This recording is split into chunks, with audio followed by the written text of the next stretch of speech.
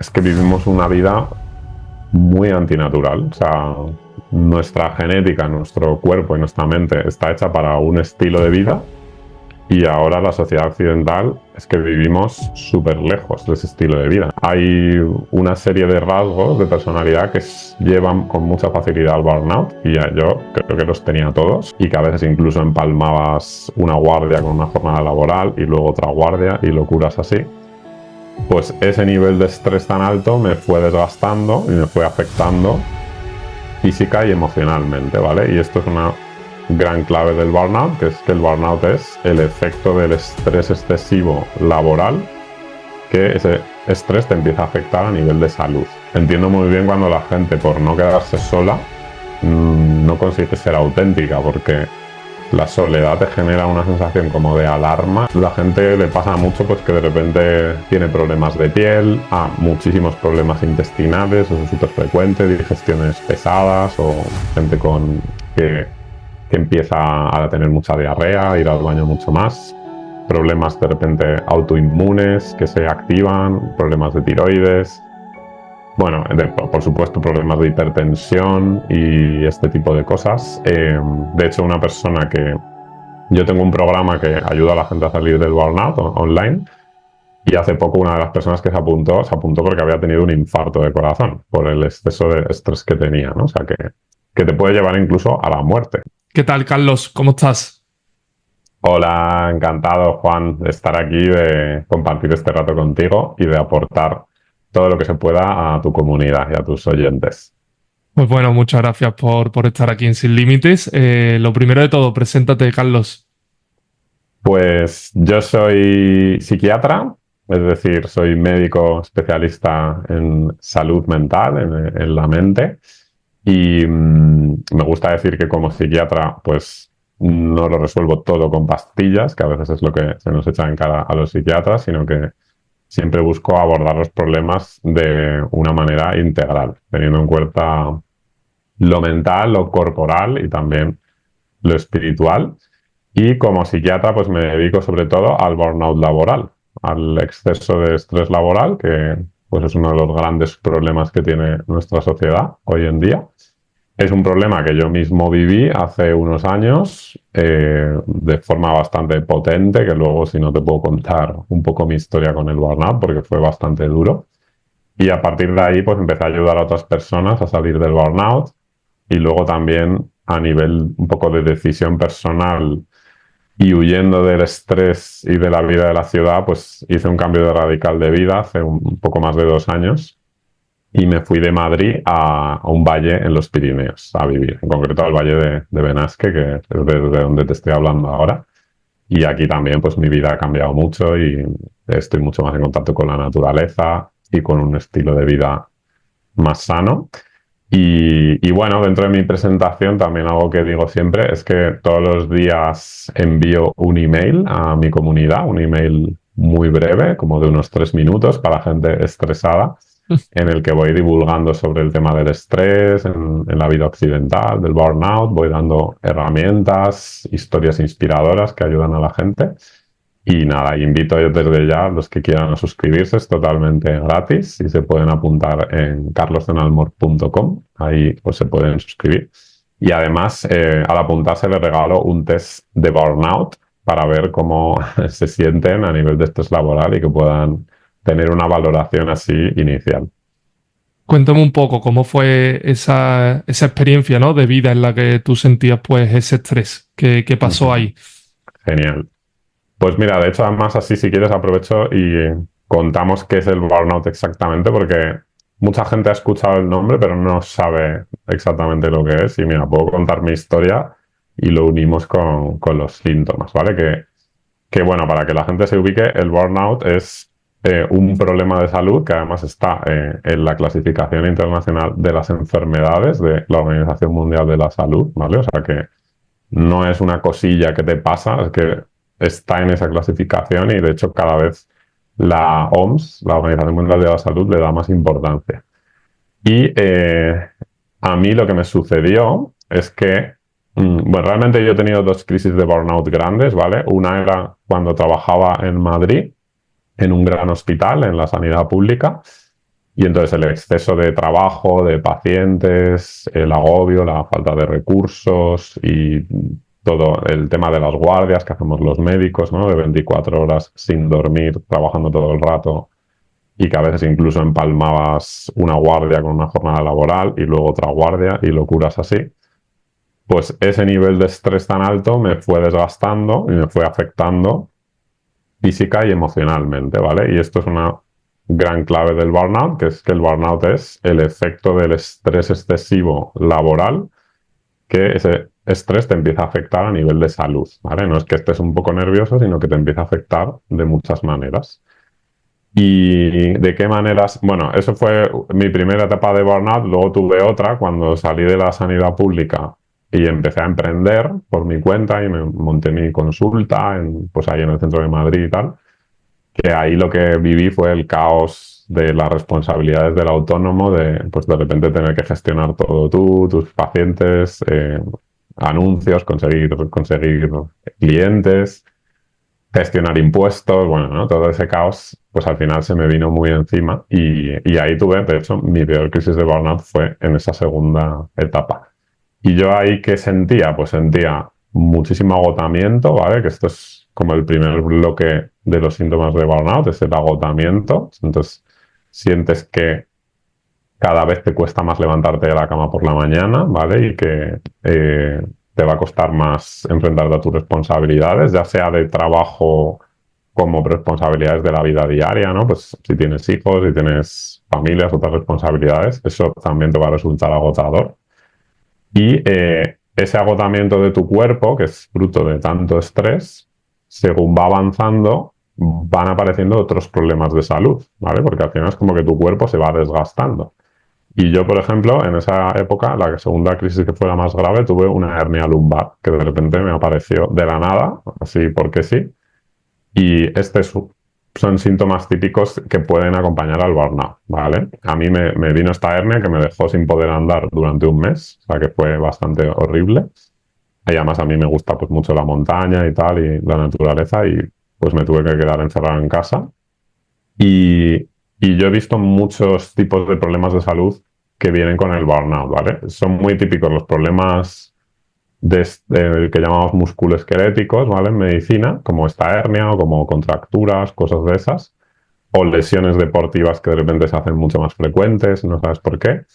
Pero también la gente le pasa mucho pues que de repente tiene problemas de piel, muchísimos problemas intestinales, eso es súper frecuente, digestiones pesadas o gente que empieza a tener mucha diarrea, a ir al baño mucho más, problemas de repente autoinmunes que se activan, problemas de tiroides, bueno, por supuesto problemas de hipertensión y este tipo de cosas. De hecho, una persona que yo tengo un programa que ayuda a la gente a salir del burnout online y hace poco una de las personas que se apuntó porque había tenido un infarto de corazón por el exceso de estrés que tenía, ¿no? O sea, que te puede llevar incluso a la muerte al final, ¿no? De esta manera, a través de este tipo de síntomas. Luego, otro bloque fundamental del burnout es la desconexión del trabajo, que era algo que yo vivía mucho, ¿no? O sea, yo, pues eso, soy psiquiatra, soy psicoterapeuta también, que eso no lo he dicho, y yo atendía a mis pacientes en esa época, pues bueno, con mucho gusto, con mucha ilusión, pero cuando me empecé a quemar, esa ilusión y ese disfrute empezó a desaparecer. Y ese es otro de los síntomas clave del burnout, ¿no? La desconexión emocional de tu trabajo. Empiezas como a sentir que ya te da igual que las cosas vayan bien o que no vayan bien, ¿no? A mí me pasaba con mis pacientes que además era muy doloroso darse cuenta, ¿no? Porque como, joder, a mí esta gente antes me importaba mucho y ahora emocionalmente me empieza a dar igual, ¿no? Y esto pasa en todos los trabajos, en las personas que tienen burnout, que empiezan a notar que pues, les dan igual los resultados, que les dan igual sus clientes o a las personas a las que ayudan. E incluso aparece una cosa que es lo que se llama el cinismo en el burnout, que es que empiezas incluso a odiar a tus clientes o a tus pacientes, ¿vale? Empiezas a sentir, tampoco tanto como a odiarlos, sino a sentir que son un problema, que están ahí para molestarte y que cuanto más lejos mejor, ¿no? Y ahí ya pues hablamos de eso, de estar muy quemado, ¿no? Es un síntoma típico. Y luego otro punto clave del burnout es la falta de realización personal, que eso también me pasaba, que era que tu trabajo te deja de llenar. O sea, algo que antes te llenaba muchísimo, que sentías que daba sentido a tu vida, como pues a mí me ha pasado mucho con la medicina, y con mi trabajo, pues de repente te deja vacío y ya no te llena y te sientes muy desorientado, ¿no? Y encima, pues mucha gente con burnout le encanta su trabajo y de repente sentir que su trabajo le deja vacío es duro, ¿no? Para ellos, porque además a veces, y esto es un problema que tiene la gente muchas veces, solo se han dedicado al trabajo, le han dado demasiado peso al trabajo en su vida y cuando encima ya no les llena, pues se quedan muy mal, ¿no? Muy, muy desorientados. Y luego otra cosa que no he dicho, que se me ha pasado, también algo muy típico del burnout, es que a nivel mental te genera dificultades para, por ejemplo, concentrarte, empiezas a tener fallos de memoria, tienes la mente más espesa, te cuesta tomar decisiones, incluso a nivel de estado de ánimo, empiezas a estar muy bajo y muy desanimado. Y a mí, de hecho, eso me pasó en la crisis más grande que tuve, que tenía casi síntomas depresivos en algún momento y tardé en recuperarme, ¿no? Al final, como ves, es que el estrés que has ido acumulando es tan grande que tu cuerpo pues empieza a... pues es una destrucción de tu cuerpo y de tu mente. Empiezan a estar tan agotados que ya no puedes mantener ni el nivel ni de conexión, ni de actividad, ni de energía que tenías antes, ¿no? Y ese es el burnout. Esto es un resumen así de lo más completo que he podido hacer. Claro, y tú pasado el tiempo y viéndolo en perspectiva, Ujú, ¿sientes que hiciste cosas mal que te llevaron a esas crisis o que más bien fue una consecuencia ujú, de cómo era tu trabajo como médico ujú. con tan largas Claro. horas de trabajo? Pues es muy buena pregunta esta, Juan. La verdad. A ver, el burnout en el fondo viene de dos lugares, ¿vale? Tiene dos causas, que son las causas externas a la persona y las internas, ¿vale? Entonces yo tenía de las dos, pero es lo que suele pasarle a todo el mundo, ¿vale? O sea, a nivel externo, pues tanto en el hospital de la sanidad pública como siendo autónomo, Ujú. había circunstancias fuera de mí que eran excesivas, ¿no? Pues, pues yo tenía, cuando era autónomo, pues empecé a tener muchos clientes, muchos pacientes, o en la sanidad pública que hay unas circunstancias de que faltan recursos, te falta tiempo, estás muy frustrado porque no puedes atender a la gente como a ti te gustaría, bueno, como, yo qué sé, ¿no? El nivel de valoración que sientes que te da el sistema, que no es mucho. Todas estas cosas son factores externos que llevan a la persona al burnout, incluida la propia cultura, que luego podemos hablar más de esto, que nos empuja a la hiperproductividad y a tener que dar más y más, y al final también es agotador. Y luego también a nivel interno, aquí hay cosas súper importantes, que es cómo sea tu propia personalidad. Y hay una serie de rasgos de personalidad que llevan con mucha facilidad al burnout, y ya yo creo que los tenía todos, ¿vale? Por ejemplo, el perfeccionismo, el querer hacerlo todo siempre de 10, ¿no? Y esa autoexigencia de que no te valen las cosas pues al 80%, tiene que ser todo al 10, al 100%, y eso, claro, hace que de ese 80 a ese 100% gastas muchísima energía, mucha más energía que del 0 al 80. Y eso a mí me pasaba mucho, ¿no? Tenía que tenerlo todo súper controlado y súper perfecto. O luego otro rasgo muy típico de personas con burnout es lo que yo llamo el rasgo salvador de la personalidad, que son las personas que tienen que estar ayudando a los demás todo el rato y resolviendo de los problemas a los demás. Y entonces al final, además de tu trabajo, te acabas sobrecargando con el trabajo de otras personas, ¿no? Y encima estás agobiado, sintiéndote culpable si no puedes ayudar a todo el mundo. Bueno, esto quema mucho. Y esto lo veo mucho en las personas a las que ayudo a salir del burnout, que hay muchas veces este desequilibrio en no saber decir que no, poner límites, no saber dejar que cada uno cargue con su responsabilidad. Y, y bueno, luego otro elemento, se podrían decir bastantes más, pero por resumir, otro elemento típico es la falta de autovaloración personal, ¿no? Que esto a mí me pasaba cuando empecé como autónomo, que decía, uy, voy a cobrar poco, ¿no? Porque si cobro poco, yo qué sé, estoy empezando, bueno, no valoraba toda la experiencia que tenía, todo mi currículum. ¿Y qué pasó? Que cobrando poco, pues enseguida se me llenó la agenda, ganando poco en una ciudad como Madrid que no puedes ganar poco porque pues no vives, ¿no? Al final. Y bueno, y todo eso, pues claro, me llevó a quemarme más porque tenía que trabajar más horas, ver a más pacientes, tal, ¿no? Bueno, entonces fue mi caso, ¿no? Como autónomo, pero en general, trabajas en una empresa, trabajas como autónomo, lo que sea, el valorarte poco suele llevar a que estés más estresado, a que pienses que lo que haces no está bien, que no está lo suficientemente bien, y a que te tengas como que estresar más, acabar trabajando más y exprimiéndote más, ¿no? Para superar esa sensación de poca valoración, que al final es también esto del famoso síndrome del impostor, ¿no? Que tienes todo el rato la sensación de la gente me valora porque he tenido suerte, pero en algún momento se va a descubrir que no valgo tanto, ¿no? Y todo eso son sensaciones que estresan mucho. Entonces, pues a mí me pasaba todo eso un poco de todo, ¿no? Sobre todo el perfeccionismo y la parte de ser muy ayudador, que siempre me ha pasado.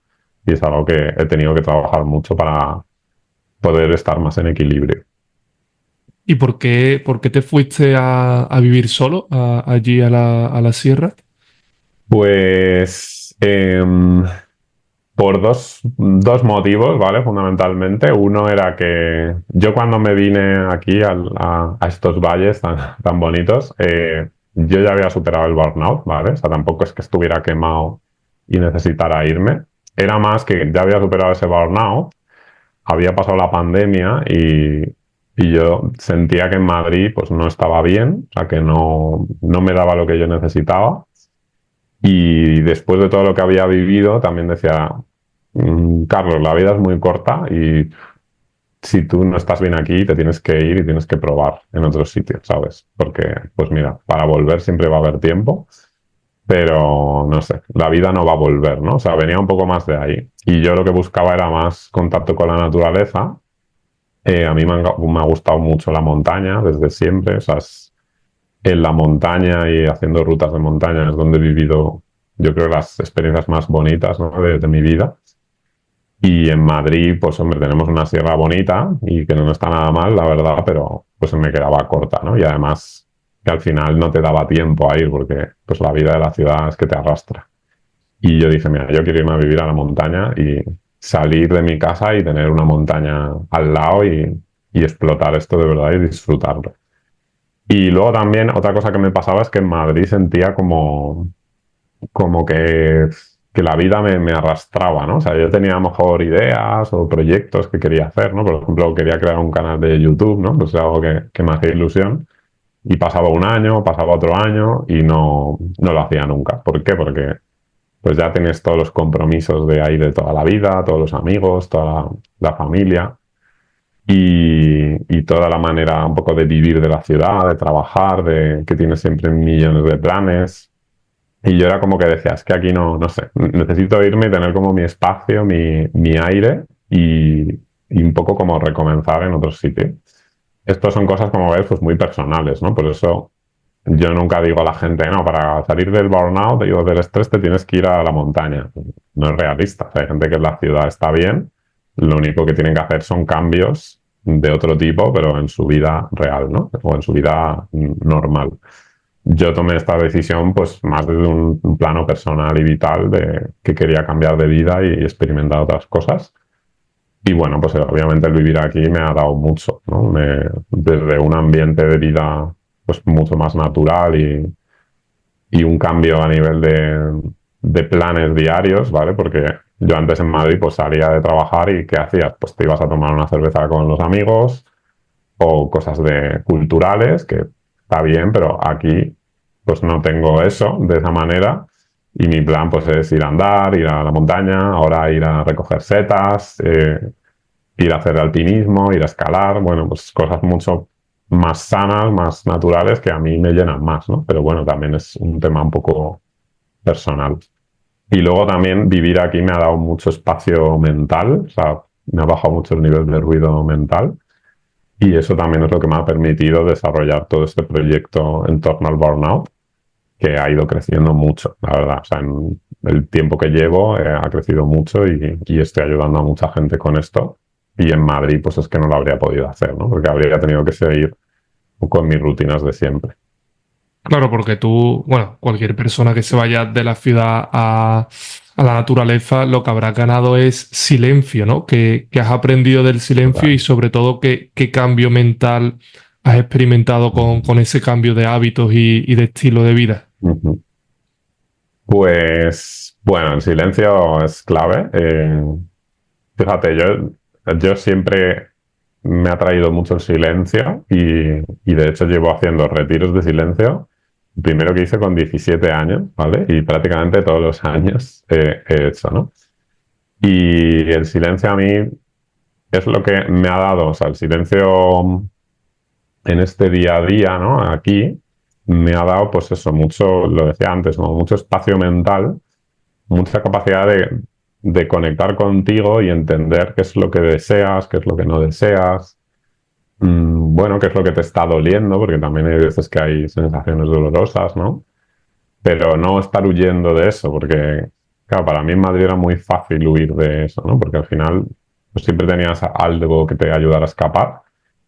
Y aquí, pues te enfrentas a ello al 100% y, y no te queda otra que, bueno, pues que aceptarlo y trabajarlo y integrarlo, ¿no? Y eso es algo que me ha aportado mucho aquí.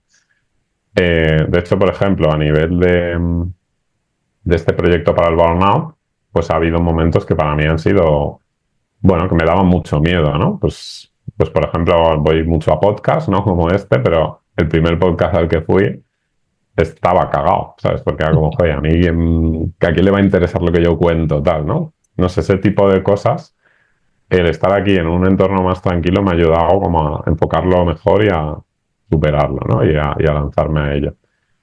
Y, y luego, a nivel un poco del contacto con la naturaleza, también lo que noto mucho es cómo cuando la vida se vuelve más sencilla, pues eso, con poco es que te sientes muy pleno, ¿no? Muy lleno. O sea, necesitas poco para sentirte bien, ¿no? O sea, por ejemplo, ayer tuve un día muy normal.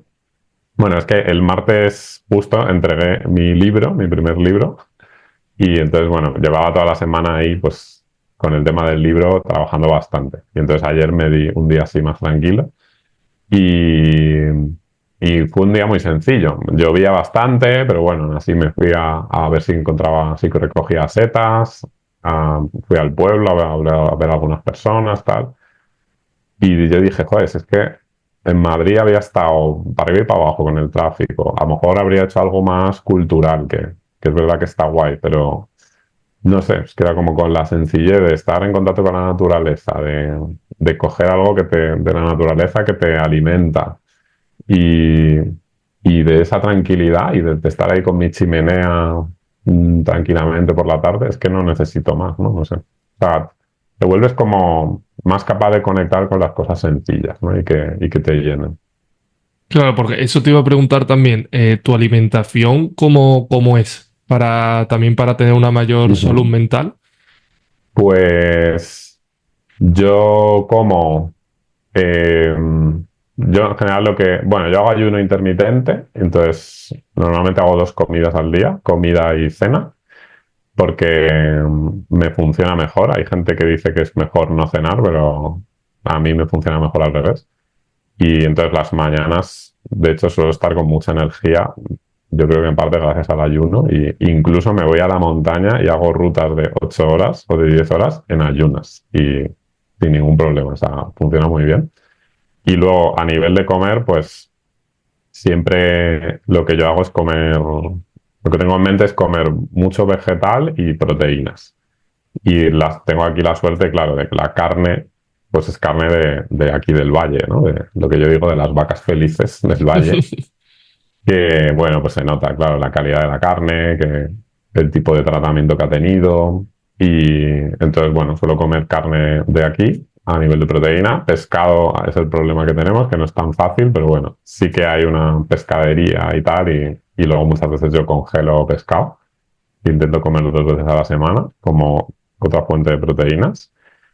Y entonces, bueno, yo siempre tengo en mente carne, verdura y algo de hidrato, pero suelo comer poca pasta, poco arroz y eso. O sea, los hidratos los saco casi más de la verdura. Y luego también estoy intentando últimamente, a nivel de carne, no comer solo el músculo del animal, sino pues estoy empezando a comer hígado, me hago caldo de huesos, más cosas como morcilla, así, porque sí que se ha visto que el problema que tenemos los carnívoros es que al solo comer el músculo te faltan muchos nutrientes y no aprovechas bien pues el hecho de comer carne, ¿no?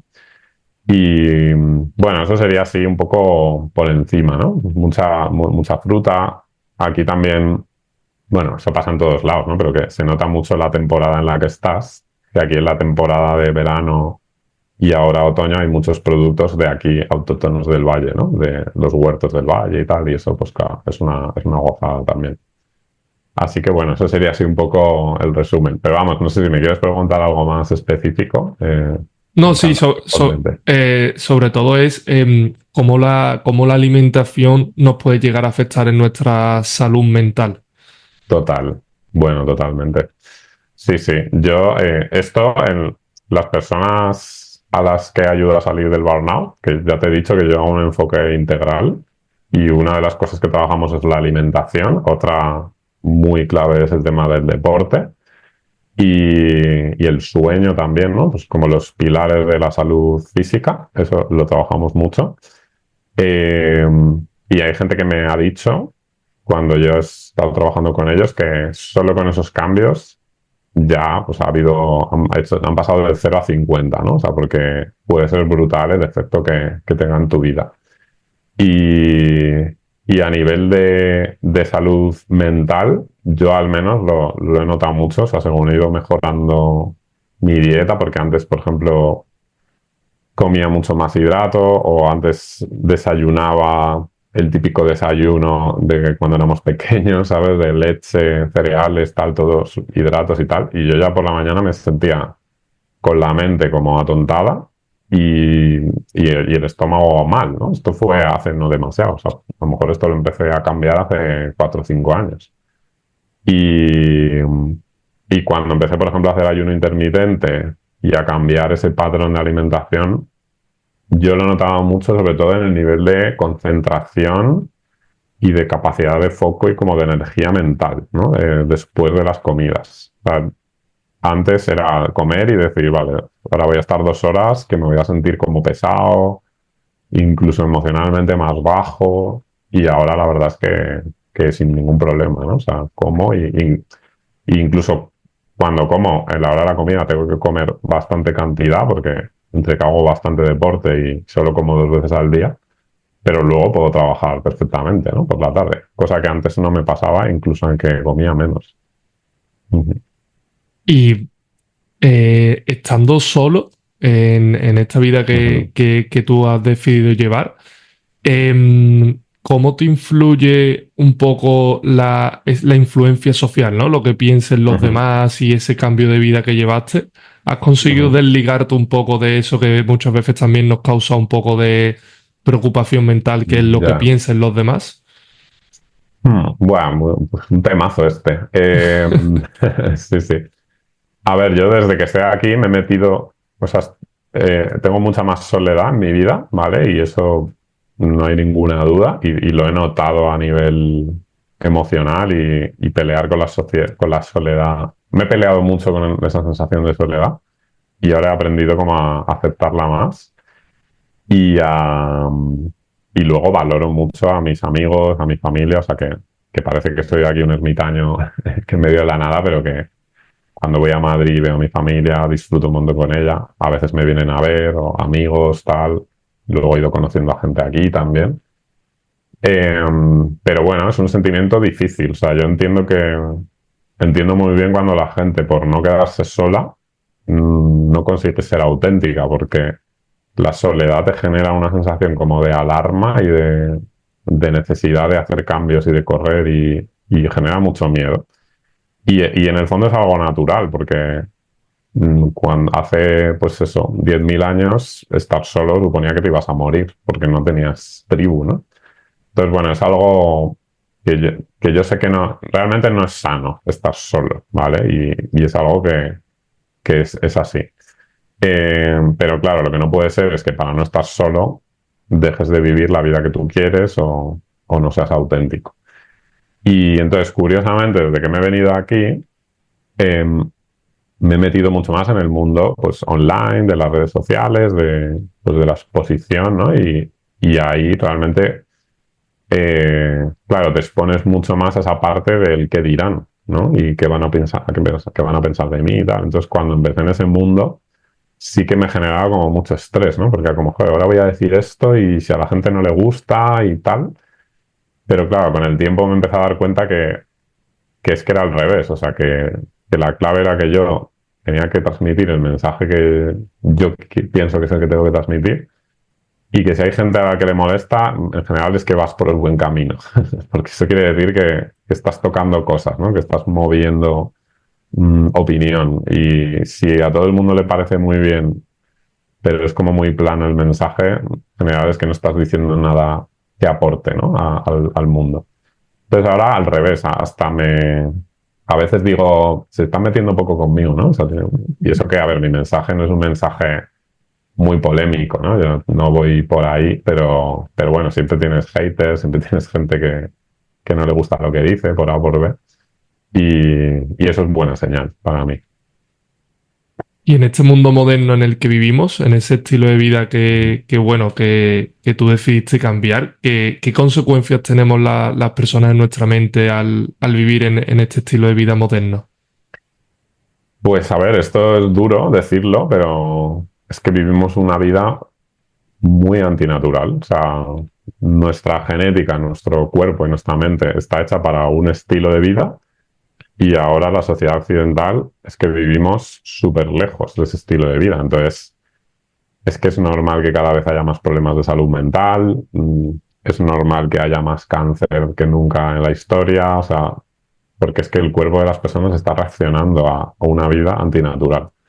Y ahí incluimos, por supuesto, el estrés y el estrés laboral, que no es normal el estrés laboral que tiene la gente. El problema es que lo hemos normalizado, ¿no? Y de hecho, el otro día un amigo que le operaron la pierna, eh, estuvo 3 meses de baja en su casa, ¿no? Y entonces, bueno, hablaba con él y tal, y me dijo, tío, es que yo soy mucho más feliz en mi casa lisiado, que no me puedo mover, que yendo a trabajar, ¿vale? Y entonces, como, a ver, es que hay un problema aquí, o sea, si eres más feliz lisiado en tu casa que teniendo una vida activa trabajando, es que algo estamos haciendo mal, ¿no? Como sociedad.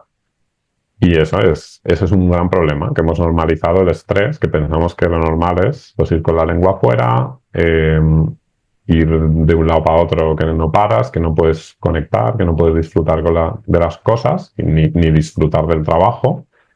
Hemos normalizado que el trabajo sea muchas veces un infierno, ¿no? Y si te quejas o tu cuerpo empieza a fallar por esto, parece que tú tienes el problema, que eres débil o que no estás bien. Y eso es uno de los mensajes que yo lanzo mucho, que el burnout es que es una reacción normal a un estilo de vida muy antinatural, ¿no? que tenemos.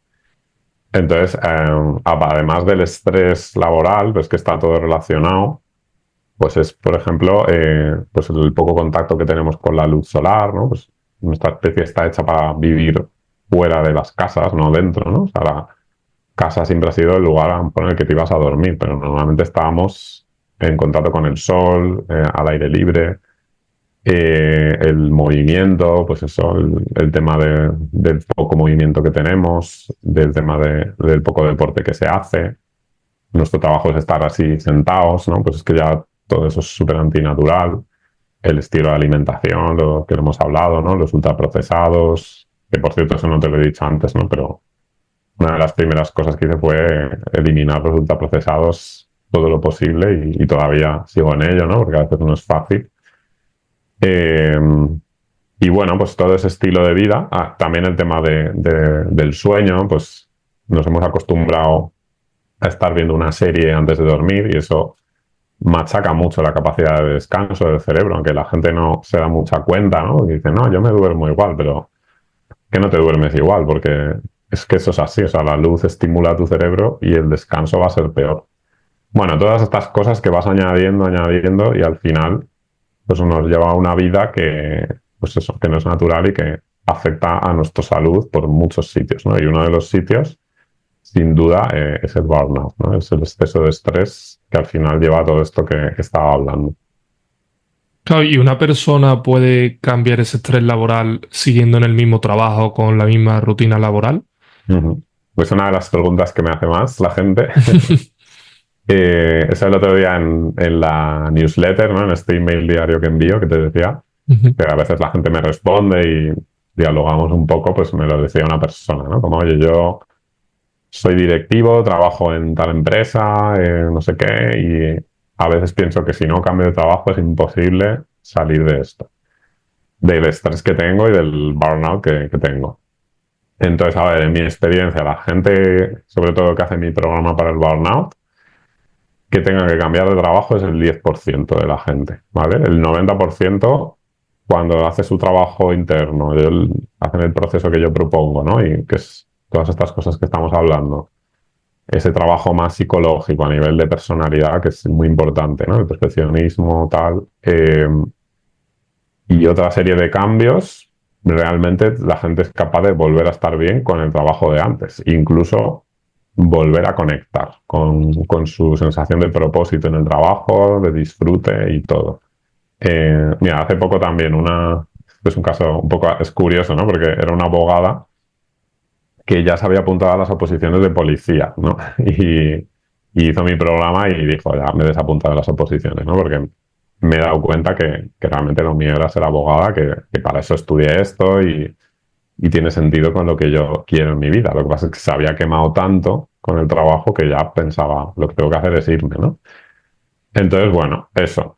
Luego hay un 10% de gente que sí, que efectivamente el trabajo que hacen no conecta nada con lo que ellos son, están como muy desubicados, o la empresa en la que están es demasiado tóxica, ¿vale? El ambiente en el que están es un ambiente demasiado tóxico, demasiado poco natural. Y vale, por mucho que tú te trabajes, no vas a poder salir del burnout a menos que te vayas de ahí, ¿vale? Eso sí, sí puede pasar y de hecho pasa, ¿no? Y repito ese mensaje de que el burnout no solo viene de ti, viene también del entorno que te rodea, de la sociedad incluso. Y si tu entorno es demasiado tóxico, o sea, si en tu entorno se te exige trabajar 14 horas al día, pues por mucho que tú te trabajes y te cuides, es que va a ser muy difícil que estés bien, porque es demasiado antinatural, ¿no? ¿Y cuál es algún hábito que podamos incluir al despertar cada día para gestionar mejor este estrés? Mira, ahí te pico un poco, ¿vale? Hay una cosa que yo digo mucho y es que el estrés no se gestiona, sino que se reduce, ¿vale? Porque el estrés, al final el estrés es la respuesta fisiológica de nuestro cuerpo a un reto, a una amenaza, y ese estrés, pues lo que tienes que hacer es bajarlo y que esté en unos niveles saludables, ¿vale? No que desaparezca porque lo necesitamos, lo necesitas como tus picos de día de reto, de tal. Al final. Entonces, para reducir el estrés en el día a día, un hábito que puedes hacer por la mañana, ¿vale? O que yo recomiendo y que yo hago es tener una mini rutina de trabajo mental.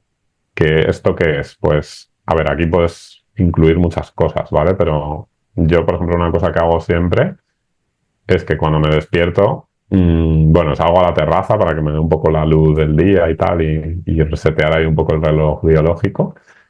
Y trabajo, por ejemplo, últimamente estoy trabajando mucho tres cosas que agradezco, eso lo hago por la mañana del día, y luego me fijo en lo que voy a vivir ese día y lo que intento ver es si hay algo que me esté generando malestar o que ya me esté estresando porque no, bueno, pues porque me parezca que va a ser difícil o que va a ser pesado o que no me apetece, ¿no? Entonces, lo que hago es intentar como reenfocar eso. Entonces, en inglés se le llama reframing, que es una técnica que viene de la psicología cognitivo-conductual, que es como intentar cambiar el significado que tú le estás dando a esa cosa, ¿no? Entonces, imagínate que ese día tienes una reunión con tu jefe que te da miedo o que le quieres pedir un aumento de sueldo o algo así. Pues si tú lo estás viendo como qué mal, qué miedo, no quiero pasar por ahí, tal, o sea, tú estás con ese diálogo interno, pues te estás generando más estrés. Ese es el problema, ¿no? Entonces es intentar reenfocarlo y decir, a ver, pues mira, soy muy valiente porque voy a hacer esto, salga lo que salga, puedo estar satisfecho conmigo mismo y salga lo que salga, pues va a ser para bien. Me podrán decir que sí o que no, pero yo al menos habré aprendido de esto. Y eso ya hace que bajen tus niveles de estrés porque le das un significado diferente, ¿no? Y eso, más o menos, yo lo hago todos los días. A veces no tengo nada estresante ese día, ¿no? Pero lo que hago es como decir, a ver, ¿cómo quiero vivir el día de hoy? ¿Qué emociones quiero sentir, ¿no? ¿Cómo quiero enfrentarme a él? Y entonces ahí a lo mejor pues conecto con, oye, pues estoy en este proyecto que es súper bonito y conecto con la ilusión que me genera, o voy a ver a esta persona que me apetece un montón y conectas con lo bueno, ¿no? Que muchas veces tenemos muchas cosas buenas en nuestro día, pero como vamos así en piloto automático, no te paras a sentir todas las emociones agradables que eso te puede generar, ¿no? Y que pueden reducir el estrés. Entonces, bueno, esto sería, por ejemplo, algo que se puede hacer, un hábito. Otro hábito, pues clave, por ejemplo, es levantarte y hacer deporte por la mañana. Pues eso ya te va a ayudar a regular el estrés un montón, ¿no? A lo largo del día. Y además así te aseguras de que haces deporte y no lo dejas para lo último, que cuando más solemos fallar entonces. Y antes de dormir, algo para dormir mejor y tener un sueño reparador. Ahí es clave, para mí, muy clave, dos cosas. Desconectar del trabajo, ¿vale? Que esto no lo hemos dicho, pero una de las claves para evitar el estrés laboral es que tienes que desconectar todos los días del trabajo, aunque te queden cosas por hacer, o sea, a una hora tú tienes que decir se acabó y dejar de pensar en el trabajo, que eso es lo más difícil, ¿no? Entonces, para dejar de pensar en el trabajo tienes que hacer otro tipo de actividades o ver gente o tener un hobby que te haga obsesionarte con otra cosa que no sea el trabajo, que mucha gente tanto de mi comunidad de la newsletter como del programa me dicen es que el problema es que yo nunca he tenido hobbies o los tuve y se me han olvidado cuáles eran, ¿no? Bueno, pues hay que volver a conectar con ellos porque en la vida hay más cosas que el trabajo. No porque el trabajo sea malo, que a mí me encanta mi trabajo, ¿vale? Sino porque es que te vas a perder otras cosas de la vida. Y además lo necesitas para que ese nivel de estrés baje. Entonces es muy importante esa desconexión del trabajo, esa desconexión digital, mental, en las últimas horas del día, que mucha gente lo hará, pero otra gente que nos está escuchando sé que está a las 11 de la noche respondiendo emails. Entonces eso te hiperactiva de nuevo, te activa las hormonas del estrés y eso va a hacer que tu calidad de sueño empeore muchísimo.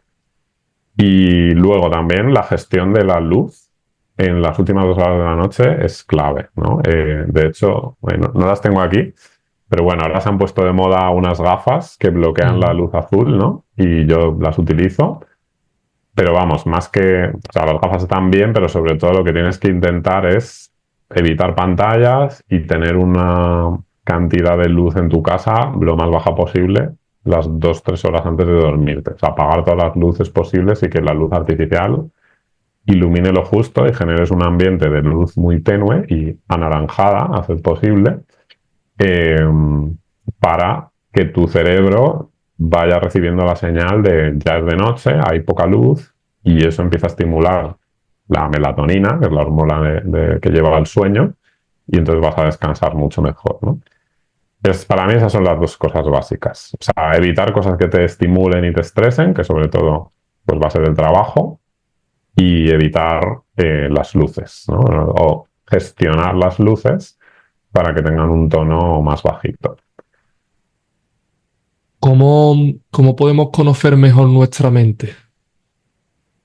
Bueno, menuda pregunta. Mira, ahí, fíjate, esto ahí además conecta con un tema muy importante en el burnout, ¿vale? Que es que yo digo mucho que la gente está quemada porque estamos desconectados de nosotros mismos. Y me explico. Tú por un lado tienes tu cuerpo y tu mente y luego la vida que tú vives, ¿no? ¿Qué pasa? Que como el estilo de vida que tenemos, ya lo he dicho, es muy antinatural y muy hiperactivo, hay un punto en el que tu cuerpo se empieza a quejar y tu mente se empieza a quejar de eso. Y para poder seguir adelante con ese estilo de vida, lo que hacemos muchas veces es cortar y desconectar, ¿no? Desconectamos nuestro cuerpo y nuestra mente de nuestra vida. Y tu cuerpo te está lanzando siempre muchos mensajes de te estás pasando de estrés, empiezas a tener menos estado de ánimo, empiezas a tener más cansancio, empiezas a desconectar emocionalmente de la vida y de todo por ese exceso de estrés. Pero como hemos puesto esa barrera, al final lo que decimos es como, bueno, esto es lo normal. Yo estoy sintiendo todas estas cosas, pero las tengo ahí como bloqueadas, apartadas. Entonces, para mí es clave, y además es lo que yo he vivido a nivel personal, volver a conectar tus, tu vida y tus sensaciones corporales y tus emociones, y estar como muy pendiente de cómo tu cuerpo va reaccionando a tu vida, cómo tus emociones van reaccionando. Porque ellas te van avisando de si te estás pasando, si no te estás pasando. O sea, son como la alarma, como el detector de humos, ¿no? Y cuando ese detector de humos lo tienes desconectado, es que no te das cuenta de que hay un incendio hasta que ya te está quemando la casa. ¿Y cómo puedes trabajar eso en el día a día? Además de que es algo un poco espontáneo, o sea, es ir sintiendo, ir diciendo, oye, ¿cómo me siento hoy? ¿Cómo me sentí ayer? Y tal. Eh, pues un truco que yo doy o una técnica muy sencilla es, por ejemplo, por las noches, escribir durante 3, 4, 5 minutos en un cuaderno. Escribir cómo estás ese día, cómo te has sentido, cosas que agradeces si quieres, cosas que quieres mejorar.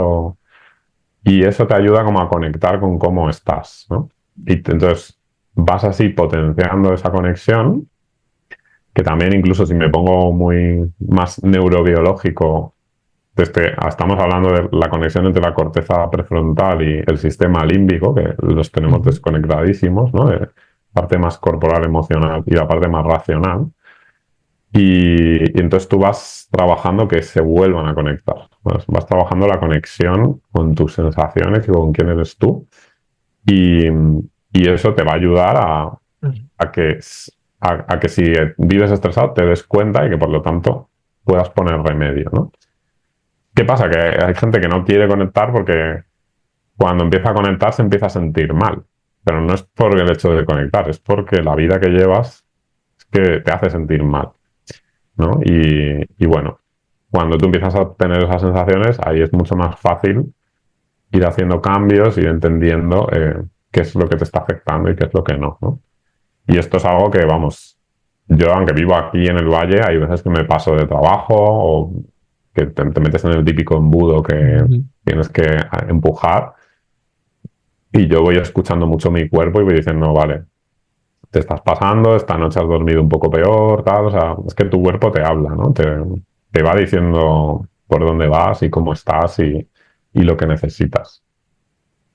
Claro, ¿y qué ocurre con la interpretación mental? ¿Es real cómo interpretamos nosotros la realidad de nuestra vida? Mm, no, no podemos decir que sea real al 100%.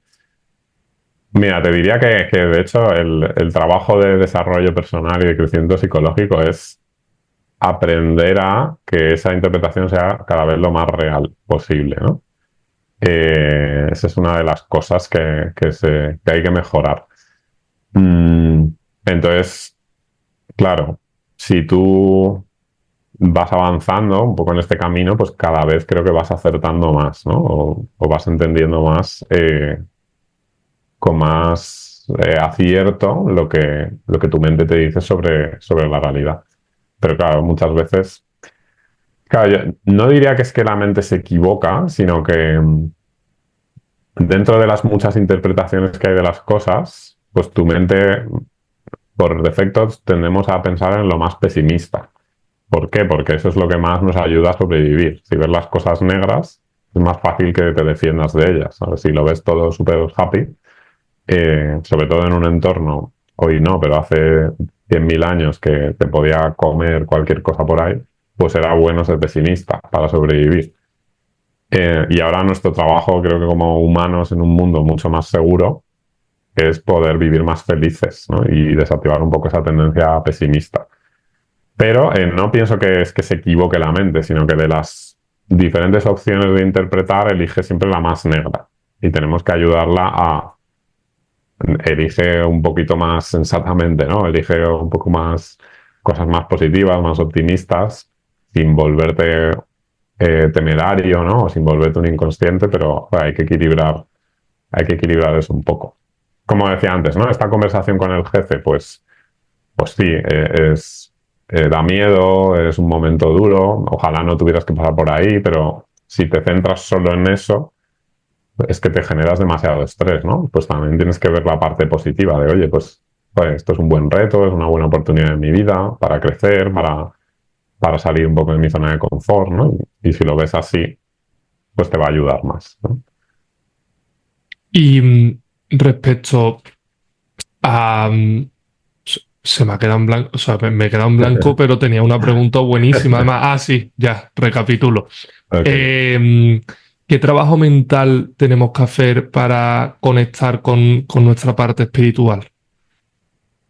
Pues, claro, la espiritualidad para mí es lo que no es ni psicológico ni corporal. Entonces es el territorio de algo que va más allá de todo esto. Entonces, claro, ya el primer problema es que no, hasta las palabras se quedan como cortas, ¿no? Para hablar de este territorio. Pero a mí, por ejemplo, el sentido de la vida es muy espiritual. Eso es algo que pues depende mucho de tu experiencia personal, que tiene que ver con cómo tu vida va más allá de ti mismo. Luego, obviamente, tiene que ver mucho con lo que tú crees o dejas de creer, ¿no? No pienso que haya que ser religioso para ser espiritual, o sea, creo que es algo que puede ser cualquier persona. Y para mí esta espiritualidad pues tiene mucho, mucho que ver con lo que hablábamos antes del silencio.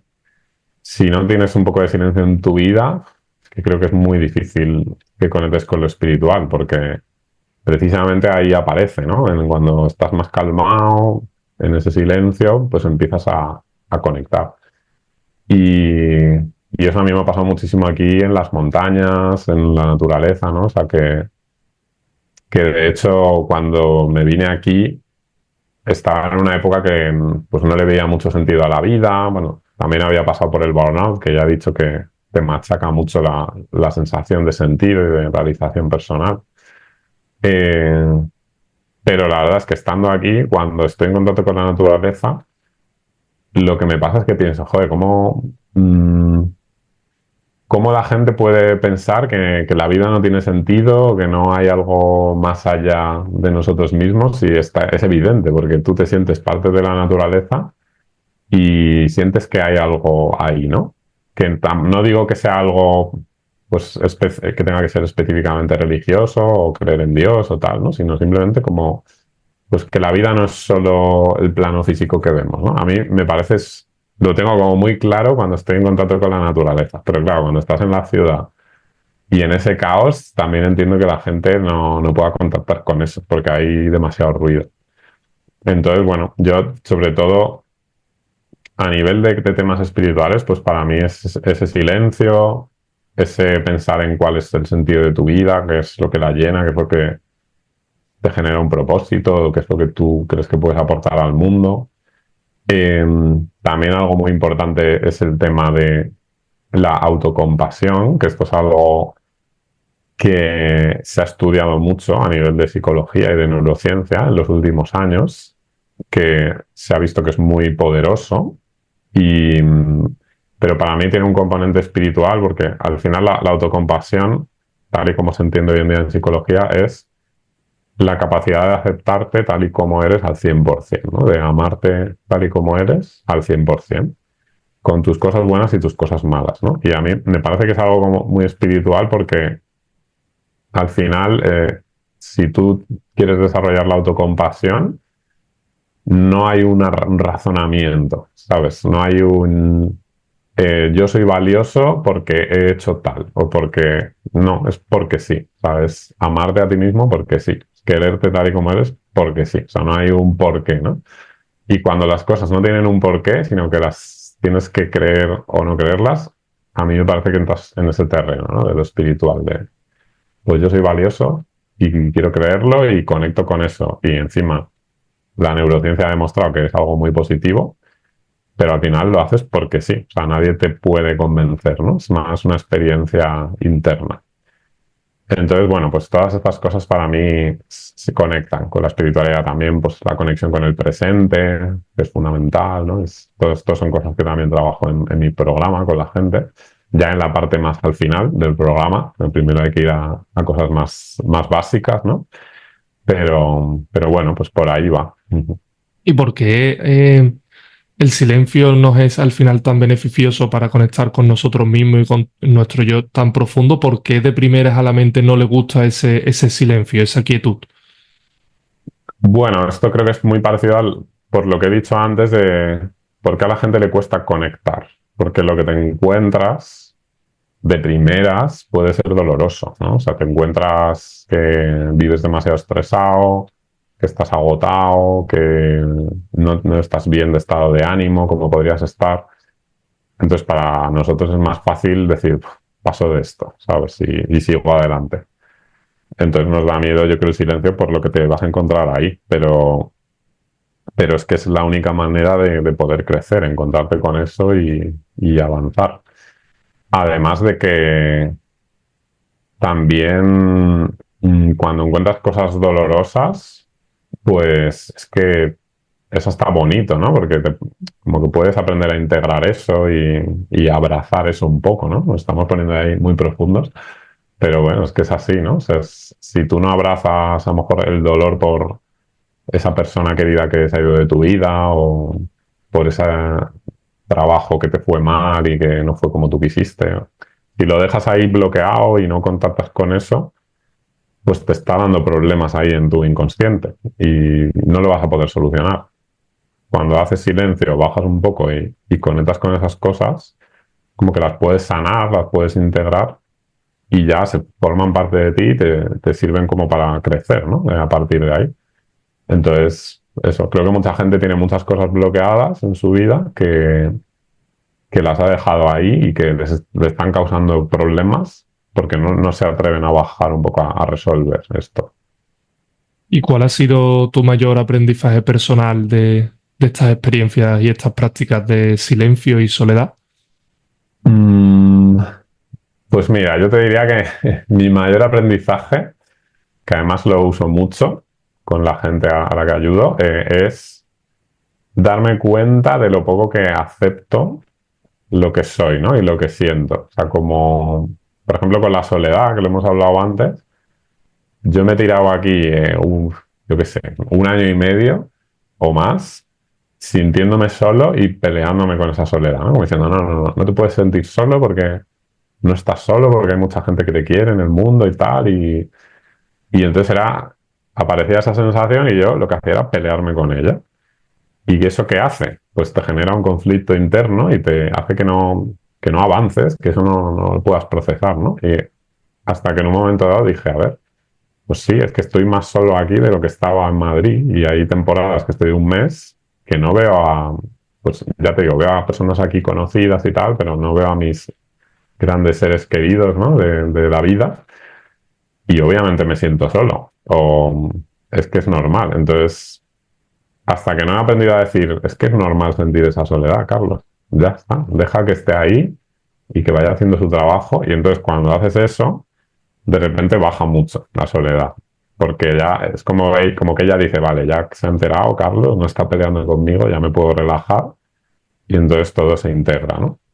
Y diría que eso probablemente es lo más importante que he aprendido, que es clave en la vida aprender a aceptar tus emociones, lo que tú eres y evitar todo eso que nos han enseñado de pues eso, que la rabia es mala, la tristeza es mala, que no, que hay veces que tiene que aparecer, la tienes que aceptar, va a estar ahí y eso ya te llevará por donde tú necesites que te lleve, ¿no? Entonces eso, en la vorágine de Madrid era difícil de hacer o de conectar con todo esto, ¿no? Pero aquí la verdad es que he podido ir avanzando en ese sentido. Carlos, pues ha sido un auténtico placer que cada persona saque sus propias conclusiones. Muchas Ujú. gracias. Muchas gracias a ti, Juan. La verdad es que me has hecho preguntas muy profundas. Ha sido un gusto darle una vuelta y responder a todo esto. Y bueno, y vuelvo a renuevo la invitación a la gente de tu comunidad o de tus oyentes que les espero ahí en carlosenalmor.com con esos emails gratuitos diarios. Que un gustazo, Juan. Muchas gracias. Gracias a ti.